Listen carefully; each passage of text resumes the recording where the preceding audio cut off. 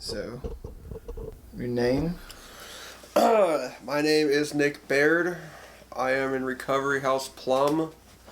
Been here for about 10 months, maybe a little over, maybe a little under, not 100% sure. What led me here is I grew up around drugs. My mom was a drug addict, drug dealer. She's doing great now. She's sober. Super proud of her.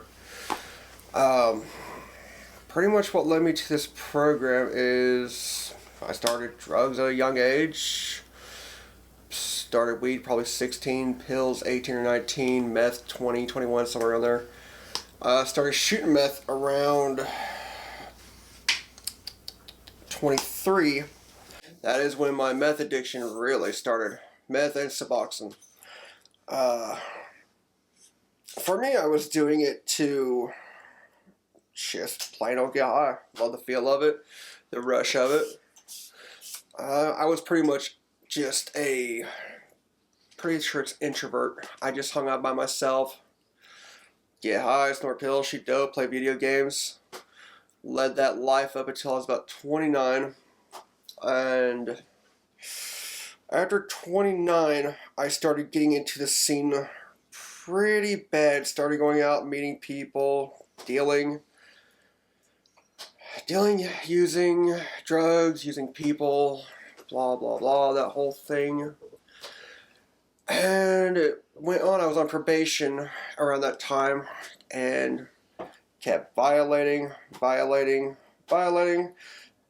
Jail time. And finally on the fourth one, Sullivan County Judge, Mr. Judge Goodwin, decided to give me an interview, a chance at drug court.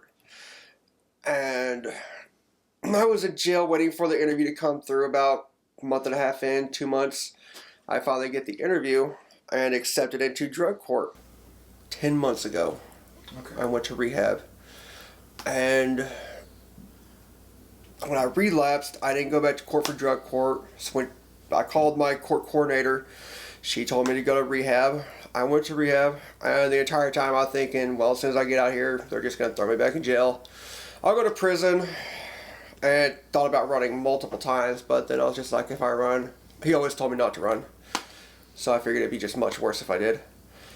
Rather take the hit than do something stupid than take a bigger hit. Right. So once I got out of rehab, Craig and Tabitha were the ones that interviewed me in rehab, told me I was coming to Plum. Was not the most ecstatic about it. Why not? I heard it was a lot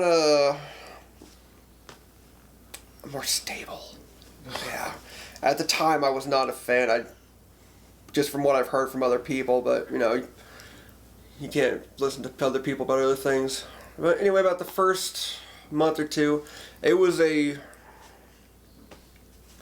little hard, just because I was, like I said, not the best at following the rules.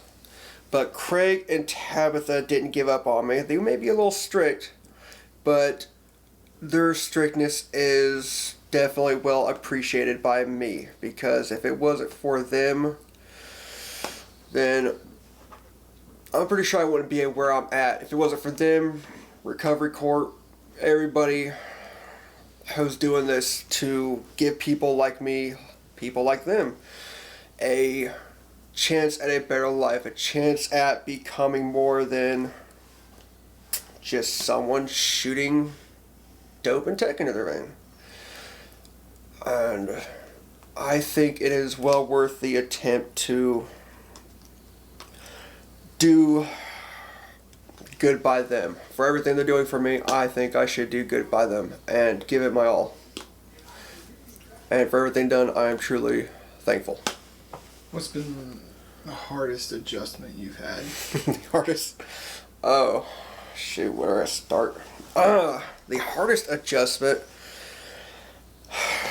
from moving into recovery, or you talk about just in sober altogether, or recovery resources? Well, I guess you've been here for 10 months, yeah. Right? I don't know if you made it 10 months before, right? No, I made it about a year and a half. Okay, what's been the difference, I guess? from Oxford to Recovery Resources. You spoke about structure, stability being. Yeah, structure and stability is like way different. How is adjusting to it? Like what's. Adjusting to it took me a minute because in Oxford, like I just closed myself off, didn't associate with anybody, and it really didn't matter at Oxford.